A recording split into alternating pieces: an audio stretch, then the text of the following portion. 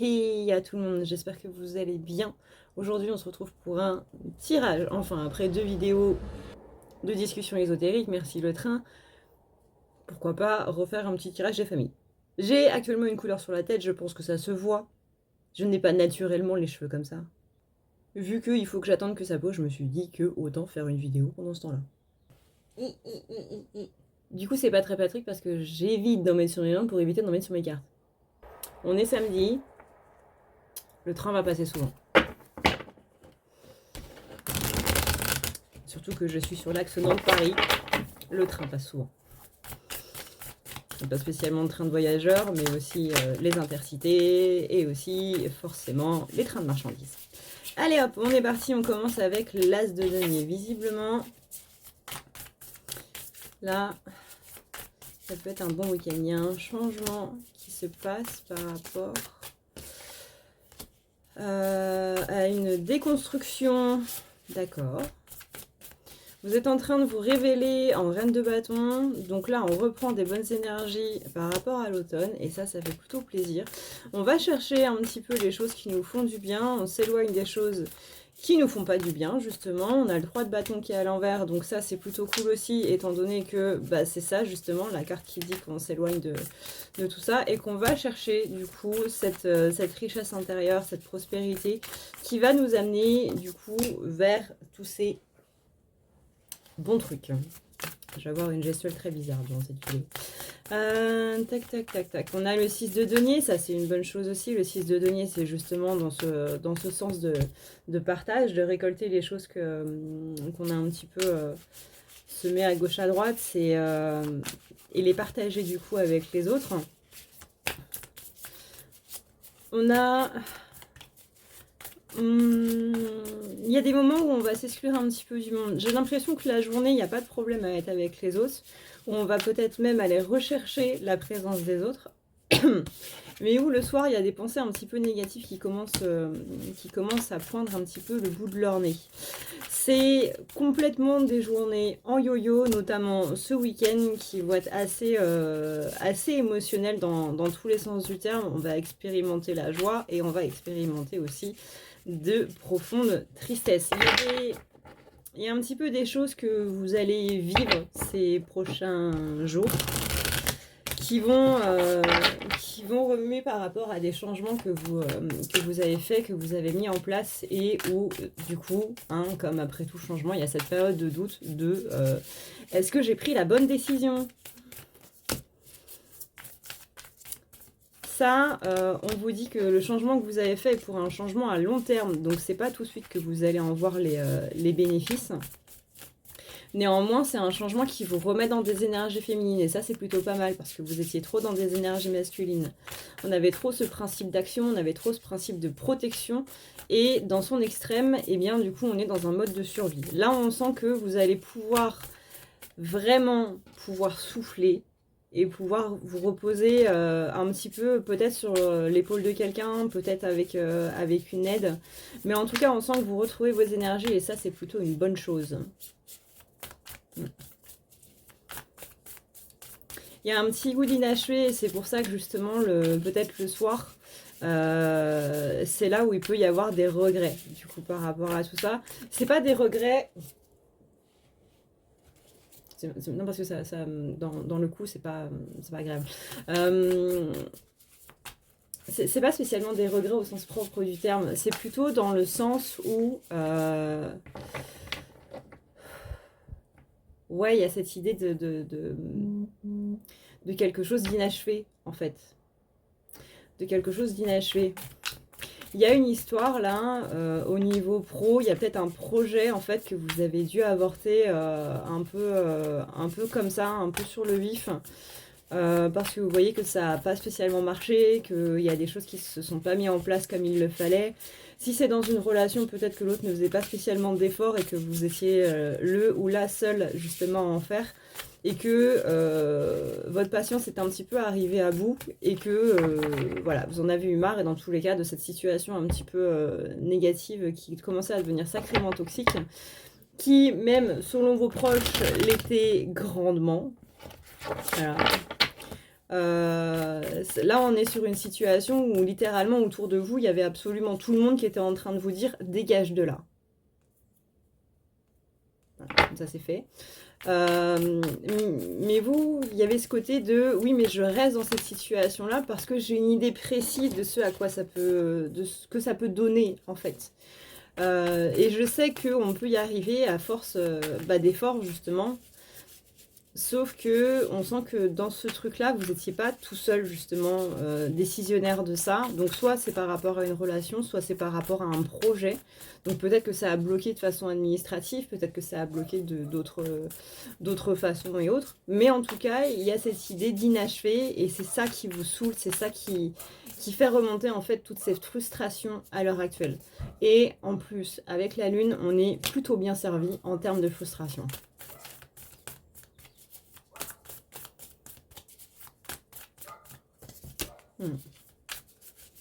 Donc il y a peut-être un truc à avoir du coup, 1, 2, 3, du coup du côté de la trahison et du côté de l'abandon. Dans le sens, moi j'ai abandonné cette situation et moi j'ai trahi les promesses que je m'étais faites par rapport à cette situation-là. Donc si c'est par rapport à une relation, même si par exemple c'est l'autre qui vous a trahi et autres, il y a toujours ce petit truc en psychologie qui dit que tu as l'impression de te faire du mal à toi-même par rapport aux autres. Donc il y a ce côté, moi j'ai l'impression d'avoir trahi la personne en partant en fait. Moi j'ai l'impression d'avoir trahi mes associés ou moi-même dans mon projet avec moi-même, si c'est un projet pro par exemple, de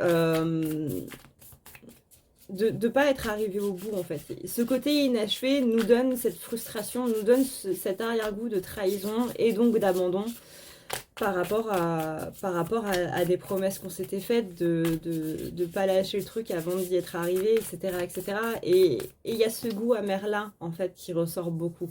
Alors peut-être pas spécialement dans la journée, mais en tout cas, on sent que voilà, peut-être que vos journées étaient incroyablement sympas et que c'était plutôt le soir que ça venait et que ça vous empêchait peut-être de dormir, peut-être que vous le voyez en rêve.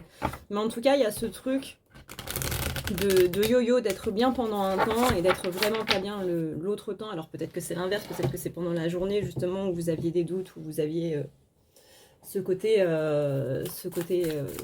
justement de regret, de tristesse, et que c'était au contraire le soir où ça allait super bien. Dans tous les cas, là, ce week-end, on sent que c'est cette énergie un petit peu de nuit, on va dire, un petit peu sombre, qui ressort beaucoup. Il y a beaucoup de doutes, il y a beaucoup de remise en question. Il y a vraiment la question sous-jacente, c'est est-ce que j'ai pris le bon choix? Est-ce que au final je sais dans quoi je m'engage vraiment? Est-ce que j'ai tous les tenants et les aboutissants? Est-ce qu'il y a vraiment tout en fait dans son panel le plus complet, ou est-ce que je me suis encore lancée dans un truc où je sais pas du tout où je vais arriver et donc ça fait que c'est super angoissant avec plein d'inconnus en fait. Donc là vous êtes en train de vous mettre en question par rapport à vos choix et surtout par rapport à la façon dont vous pouvez réagir par rapport à des imprévus, par rapport à des inconnus, par rapport à des choses que vous n'avez jamais maîtrisées jusque-là. Parce que ce changement que vous avez fait vous a permis de sortir complètement de votre zone de confort et que forcément qu'au début, quand on sort d'une zone de confort, on a énormément de questionnements. C'est pas tout beau, tout rose, oh là là, super, le chemin il est tout tracé. Oh là là, mon Dieu, en plus c'est des petits pavés dragés. Non, ça n'existe pas ça. Forcément que quand vous commencez un nouveau chemin, vous êtes là en train de vous dire vous êtes sûr que j'ai pris la bonne route là? Parce que je vois un nuage qui arrive. Peut-être qu'en fait, c'était pas le bon chemin. On sait jamais. Hein. Peut-être que j'aurais dû prendre un parapluie, etc. etc. Forcément qu'il va y avoir des doutes. Forcément que voilà, vous sortez d'une autoroute, vous prenez une sortie que vous n'avez jamais pris avant en vous disant bah tiens, je vais visiter un petit peu le coin. Forcément qu'on va vouloir regarder son GPS et se dire, ok, elle est où la route? Là, vous n'avez pas de GPS, d'accord? Donc non seulement vous êtes dans un endroit que vous ne connaissez pas, mais en plus, vous avez pris une sortie que vous ne connaissez pas. Et c'est ça qu'on appelle l'aventure. Si Bilbo, le Hobbit, on lui avait dit, écoute mon gars, Tu vas partir avec des nains. Le but, c'est d'aller dans une montagne. Il y a un dragon dedans. Un dragon qui crache du feu. Tu vas devoir te battre avec lui. Et en plus, il va essayer de te bouffer. Les nains, au début, ils vont pas pouvoir te saquer. Hein. Je te le dis tout de suite, tu vas pas vraiment être leur ami, tu vas devoir faire tes preuves. Tu vas devoir presque y laisser la tienne de vie pour pouvoir faire l'épreuve en question. Puis à la fin, tu vas trouver un anneau. Sauf que cet anneau, il n'est pas spécialement sympa. Voilà. Il a été créé par le grand méchant lui-même. Est-ce que tu veux y aller ou pas? Voilà, Bilbo, au début du Hobbit. Non, il n'y va pas. Déjà que de base, il n'a pas spécialement envie d'y aller. Alors si en plus on lui dit tout ça, bah c'est mort. C'est mort. Bilbo, il reste dans sa zone de confort, il reste dans sa hutte de Hobbit. Hein. Et bah là, c'est ça. Soyez Bilbo.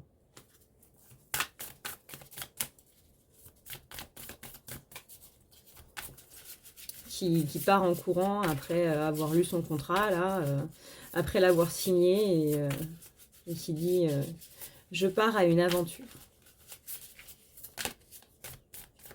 Alors oui, dans les films, surtout les films fantastiques, c'est vachement beau. Littéralement, un Bilbo, il dit non, c'est bon, générique de fin, merci, au revoir. Hein. Mais dans la vraie vie... Dans la vraie vie, voilà. Donc, on a le cavalier d'épée. On a peur qu'une situation revienne. Donc, soit vous avez mis fin à une relation et vous avez peur que votre ex revienne. Parce qu'au final, vous n'avez pas envie qu'il revienne.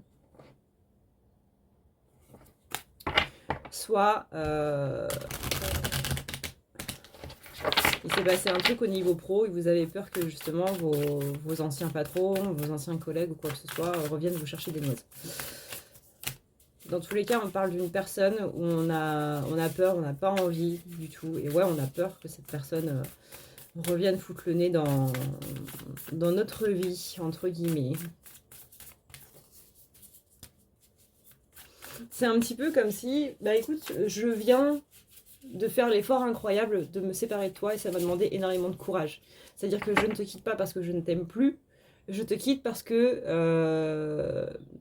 c'est pas possible en fait. Nous ensemble, c'est pas possible.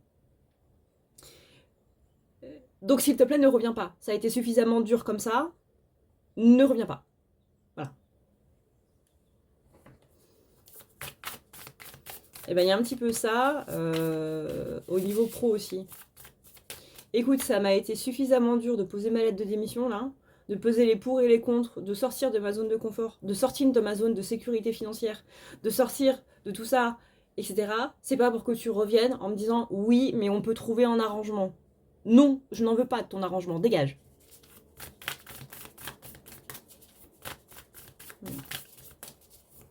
On parle de bonnes choses, hein, on parle de bonnes choses, on parle de bonnes énergies, on a un 10 de coupe qui sort, on a une sérénité, on a une complétude. C'est pas... Disons que là, vous êtes sur un vrai chemin de guérison. Avant, c'était un chemin de guérison qui était un petit peu rocailleux, en fait. Voilà, vous étiez littéralement sur des pavés qui étaient mal foutus, avec, vous savez, un dénivelé entre les pavés qui est digne du moindre reste. Là, c'est une route qui est beaucoup plus douce. Certes, il va y avoir des cailloux, mais en fait, les personnes que vous allez avoir autour de vous, elles vont être douces. Et là, la vraie complication, la raison pour laquelle on guérit, c'est pas d'être à l'aise avec ce qui ne va pas. Enfin si, mais c'est un autre sujet. C'est principalement de pouvoir dire oui à toutes les choses qui vont bien. C'est pouvoir dire oui aux personnes qui vous font des compliments. C'est pouvoir dire oui aux personnes qui ont envie de vous apporter du bonheur. La raison pour laquelle on guérit, c'est d'être à l'aise avec le positif autant qu'avec le négatif. Et ça, c'est la chose qui est la plus dure à faire. C'est-à-dire que là, par exemple, vous sortez d'une situation, vous sortez d'une relation qui était hyper toxique. Là, vous sortez d'un travail qui était hyper toxique. Vous avez un nouveau boulot, vous avez un nouveau copain, une nouvelle copine, vous avez de nouveaux amis, vous avez de nouveaux voisins, parce que vous avez déménagé. Et avant, les personnes avec qui vous étiez, ça ne se passait vraiment pas bien. Il y avait principalement des reproches, il y avait possiblement du harcèlement moral au travail, il y avait possiblement de la jalousie possessive avec votre conjoint ou votre conjointe, quelqu'un qui vous fliquait, quelqu'un qui faisait pas spécialement d'efforts, etc., etc. Vous voyez le topo? Quelque chose où vraiment vous étiez obligé, vous, de vous adapter à l'émotionnel des autres et que c'était flippant. C'est-à-dire que vous étiez là en train de guetter le son sur le parking, devant chez vous, devant votre boulot, devant n'importe quoi. Et au son des pas de la personne, vous saviez si cette personne était de bonne humeur ou pas, pour vous préparer mentalement à ce qui allait suivre tout au long de la journée.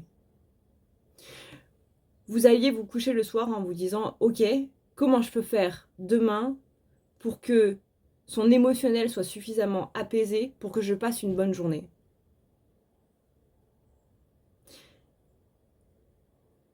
Qu'est-ce que je peux dire pour que cette personne soit agréable? Et là, par rapport à la décision que vous avez prise, ce changement que vous avez pris, on sent que vraiment, il y a ce côté où ça, c'est fini. Et ce qui va être dur, c'est que vous avez vécu dans cette zone toxique pendant très longtemps. Donc c'est devenu une habitude de vie. Ce mode survie est devenu une habitude de vie à cause de tout ça. Et là, vous avez des gens auprès de vous qui sont avenants. Vous avez des gens auprès de vous qui sont attentionnés. Encore une fois, ça peut être nouveaux copains, nouvelles copines, ça peut être nouveaux patrons, nouveaux collègues, etc., etc., peu importe. Mais vous avez des gens qui vous soutiennent. Vous avez des gens qui sont attentionnés. Vous avez des gens qui sont là pour vous. Vous avez des gens qui vous demandent si ça va ou si ça va pas. Et si ça va pas, qu'est-ce qu'ils peuvent faire pour améliorer votre état émotionnel à vous, alors qu'avant c'était à vous d'améliorer celui des autres. Pour passer une bonne journée, ne pas vous faire engueuler et ne pas vous faire harceler. C'était vraiment... On passe du tout au tout, en fait. Et là, on vous demande, littéralement, d'apprendre à être à l'aise avec ce positif. C'est-à-dire que vous allez vous dire, je suis brisée, en fait. La situation que j'ai vécue juste avant m'a littéralement brisée. Comment je fais pour accepter tout ça? Sans aucune arrière-pensée, et simplement en ayant confiance en eux, dans le fait qu'ils soient fondamentalement gentils. Quand la personne qui était avec moi avant, les collègues qui étaient avec moi avant, le patron que j'avais avant, quand ils étaient gentils, c'était pour avoir quelque chose de moi. Là, va y avoir tout un travail, beaucoup plus doux, encore une fois, mais pas moins plus dur, de retrouver la confiance. Et pour certains, ça peut être encore plus mal à l'aise que le chaos.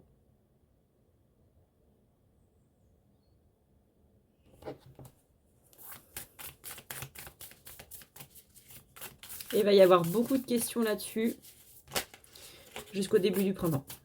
Donc, début du printemps, on est le 21, c'est le 23, il me semble. Du printemps. De l'automne. De l'automne. Alors, vous voyez ce qui s'est passé au printemps. Hein. En général, les lapsus dans des vidéos comme ça, c'est pas... Voilà.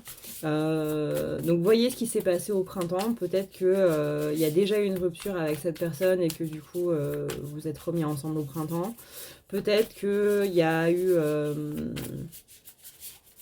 il y a eu un truc qui s'est passé avec votre patron. Peut-être qu'il y a eu des discussions avec des collègues. Bref, voyez un petit peu ce qui s'est passé au printemps pour qu'il y ait la finalité là, en automne. En tout cas, ouais, hein, on a de la douceur. On a le train. Voilà. On a le 6 de coupe. Le 6 de coupe, c'est les bons souvenirs. Quand elle est à l'envers, c'est les mauvais. Quand elle est à l'endroit, c'est les bons. On a le cavalier de coupe qui vient apporter la douceur par rapport à quelque chose qui était bloqué. On a le 10 de coupe qui symbolise justement, bah voilà, hein, c'est la vie de famille, c'est l'harmonie, c'est la joie, c'est la prospérité, etc., etc. Et là, c'est littéralement, là, c'est l'univers qui est en train de vous envoyer tout ça en mode, est-ce que t'en veux ou pas? Si vous en voulez pas, c'est pas grave. Vraiment. Il n'y a aucune pression. Hein. Je sais qu'on a grandi avec l'idée de il y a un paradis, il y a un enfer, peu importe les religions, que si tu fais pas ça, tu seras puni, au jugement dernier, machin, nan, il faut que tu sois quelqu'un de bien, blablabla, blablabla. Même si vous n'avez pas spécialement grandi dans une famille croyante, quelle que soit la religion ou quoi que ce soit, ça fait partie de la société en fait. Même les personnes athées ont ce côté très présent, très ancré de ça, en fait. Et pas spécialement par rapport aux lois ou quoi que ce soit. C'est plus, en fait, de l'ordre spirituel, de l'ordre du karma. Même si, à ce moment-là, le karma n'était pas spécialement vraiment connu et compagnie. Mais vous voyez le délire. Non. C'est pas vous faites des mauvaises choses, vous allez être puni et vous allez brûler et quoi que ce soit. Heureusement que non. Profitez de votre vie. Alors bien entendu, on respecte les lois. Le but c'est pas d'aller faire du mal aux gens. Voilà, respecter la vie de chacun, d'autrui et compagnie. Je le précise parce que trouve toujours le moyen. Voilà, des petits malins dans les commentaires, hein, on les connaît. Qui nous font dire ce qu'on n'a pas dit, bref. Ouais, donc là, il y a vraiment cette peur du coup d'avoir fait le mauvais choix avec le 7 de denier à l'envers. Néanmoins, vous voyez, par-dessus ça, on a le soleil. On a le soleil, on a le valet de denier. Il y a quand même de bonnes choses, hein. J'y pense, mais du coup, c'est peut-être dû à des peurs de se perdre soi-même. C'est peut-être dû à des peurs de se perdre soi-même. Alors, je sais pas si vous avez vu dans ma dernière vidéo là, par rapport à ce qui nous brise, en fait. Dedans, j'avais parlé que du coup, j'ai un nouveau service qui s'appelle le recouvrement d'âme. Le recouvrement d'âme, qu'est-ce que c'est? C'est que quand vous vivez des chocs émotionnels, quand vous vivez des épreuves de la vie, quand vous vivez des traumatismes, en général, on a tendance à laisser des parties de soi derrière. Qui du coup font que, énergétiquement parlant, même si on a beau faire tout le travail psychologique, etc. du monde, on aura toujours ces parties de notre âme en fait qui seront coincées là-bas. Dans une boucle temporelle en fait où ils revivent cet événement toujours. Le but d'un recouvrement d'âme, c'est justement d'aller chercher ces parties-là et d'aller vers une complétude. Le but étant de retrouver son âme en fait, telle qu'elle est censée être, donc complète et entière, suivant le degré du coup d'incarnation où on en est. Etc. Parce que ça fait un moment qu'on m'a demandé, du coup, si je faisais les recouvrements d'âme. Oui, mais c'est vrai que je ne l'avais jamais mis en place. Donc voilà. Vous avez le recouvrement d'âme. Si jamais vous sentez, vous, que ça vous parle, du coup, par rapport à tout ça, vous avez l'impression que il y a quelque chose qui vous bloque dans le passé, en fait. Vous avez l'impression d'être emprisonné dans le passé. Vous avez l'impression qu'il y a vraiment un truc qui est pas normal, mais pas spécialement du domaine de l'occulte. C'est pas spécialement que vous vous sentez observé ou oppressé ou que vous avez la poisse ou quoi que ce soit. Il y a vraiment ce côté, j'arrive pas à aller de l'avant, j'arrive pas à mettre en place mes projets, j'ai peur. Je me sens pas moi-même, etc. Il y a vraiment cette notion d'être emprisonné par rapport à un événement ou par rapport à des événements précis, quoi. En général, ça va avec à ce moment-là, j'étais une personne différente. Alors oui, bien entendu que les événements nous changent.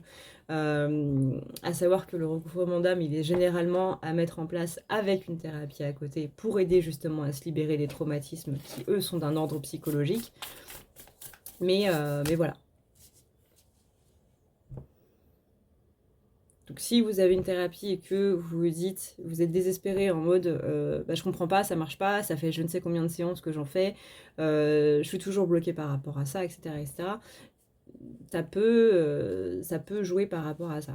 Donc si ça vous intéresse, c'est nouveau sur le site, vous avez le lien qui est en barre d'infos, hein, comme d'habitude sur le site à ne pas lire la nuit.com et c'est le recouvrement d'âme du coup.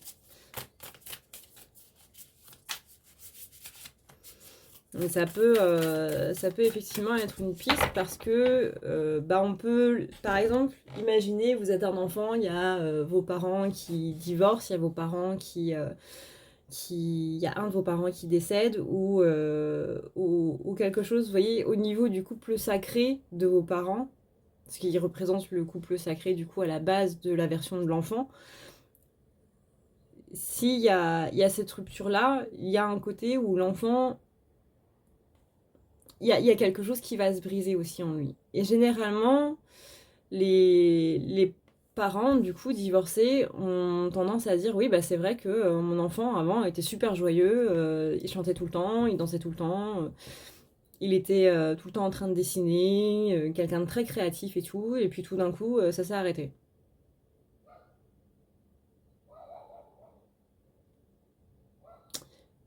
Bah, peut-être que justement, la partie joyeuse, la partie peut-être dans des cas les plus extrêmes, enfant intérieur, est restée bloquée en arrière.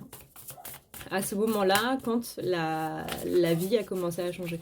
En général, un enfant intérieur qui reste bloqué quelque part, c'est que la bulle d'enfance, alors en psychologie, vous avez donc l'enfance, vous avez l'adolescence, vous avez l'adulte, etc. etc. Voilà. Et on définit l'enfance comme étant cette bulle d'innocence où, pour l'enfant, il n'a pas conscience en fait du danger du monde qui l'entoure parce qu'il y a la protection de ses parents, il y a le fait que il y a des gens autour de lui qui lui donnent justement ce sentiment de protection et donc il ne ressent pas le besoin de se protéger lui-même en fait. Parce qu'il y a des protecteurs autour de lui, donc les adultes. On considère donc que cette bulle de l'enfance, à partir du moment où elle se fracasse, à partir du moment où elle explose, c'est là où l'enfant est projeté trop rapidement, du coup, donc avant la puberté et autres. Putain, je m'en suis mis partout. Dans le monde des adultes, en fait, dans le monde, la réalité. Et donc, c'est généralement dans ces chocs très brutaux dus à l'enfance que, effectivement, l'enfant intérieur peut rester coincé en arrière.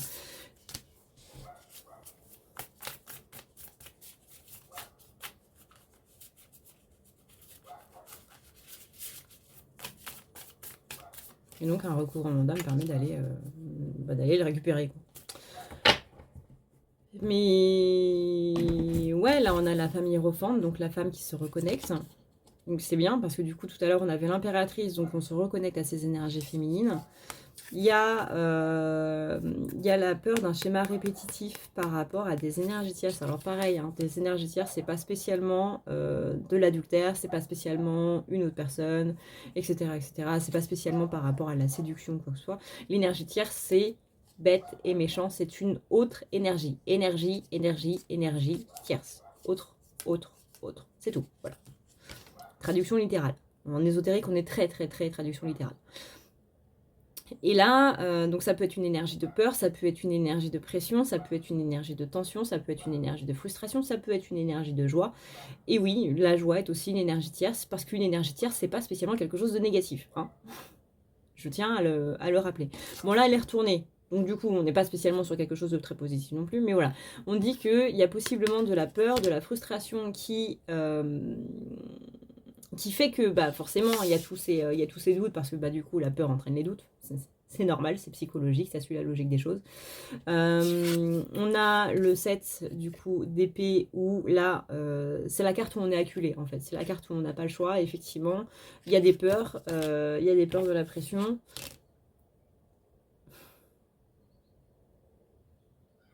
d'être allé trop vite. On a peur d'être allé trop vite. On a peur d'avoir pris une décision trop vite. Encore une fois, sans avoir pris en compte de dévoiler, aller chercher un petit peu quelle est la nature de ces inconnus.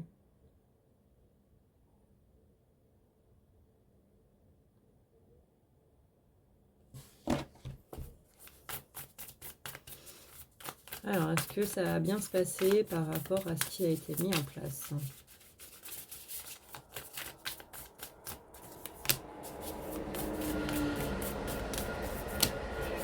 Ouais, on a toujours la notion de regret par rapport à... Je suis désolée pour le train. Prochaine fois, je dirai à ma mère de ne pas habiter à côté d'une voie ferrée. Avant ma naissance, parce que du coup, ils ont pris la maison avant ma naissance. Donc, je sais pas, je trouverai un moyen. Voilà.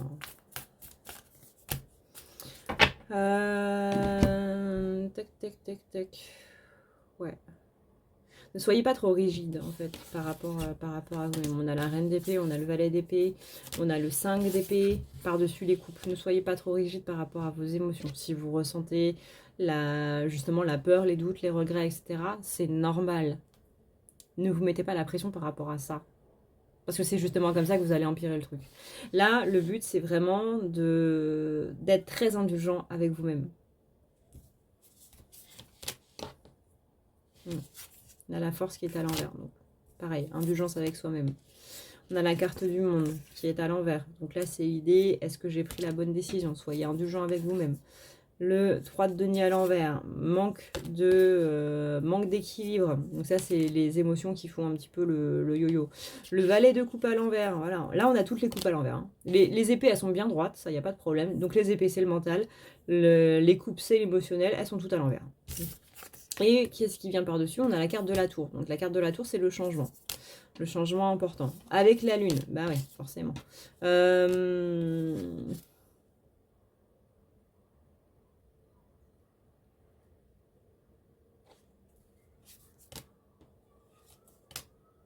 Ouais, on a peur d'avoir loupé une occasion en partant trop tôt.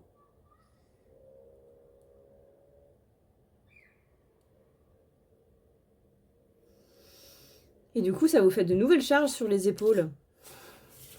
Bon, le but de quitter une situation qui est pas très cool, c'est pas de se mettre des trucs pas cool dans une nouvelle situation. Hein, on est d'accord. On n'enlève pas les bâtons d'une situation pour les reprendre dans une nouvelle. C'est pas le but. Hein.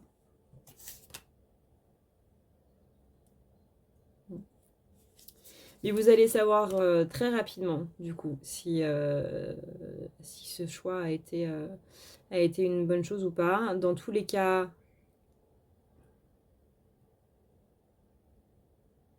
ça va se faire assez vite. Hein. Pour l'instant, j'ai envie de vous dire, profitez simplement du truc. Si vous avez une personne qui vous fait des compliments, qui vous apprend à réapprendre confiance en vous, c'est une bonne chose. Alors, encore une fois, hein, c'est compliqué d'apprendre dans la douceur. Quand on a vécu dans un chaos, quand on a vécu des choses qui sont compliquées, quand on a été dans un univers qui était toxique, tout d'un coup, être propulsé au milieu d'un monde de bisounours, au milieu de quelqu'un qui vous donne de la douceur, au milieu de quelqu'un qui est là pour vous, qui vous écoute, qui est attentionné, qui vous envoie un message quand cette personne sait que vous allez passer une mauvaise journée, que ce soit un collègue, que ce soit un conjoint, une conjointe, que ce soit un patron, que ce soit n'importe qui, c'est dur. On vous le dira peut-être pas, mais c'est dur. C'est dur parce que on a peur de refaire confiance à ces personnes-là, de leur donner une clé qu'ils pourraient transformer en poignard. Là, si vous en êtes là, peu importe le jour ou l'heure ou l'année à laquelle vous regardez cette vidéo,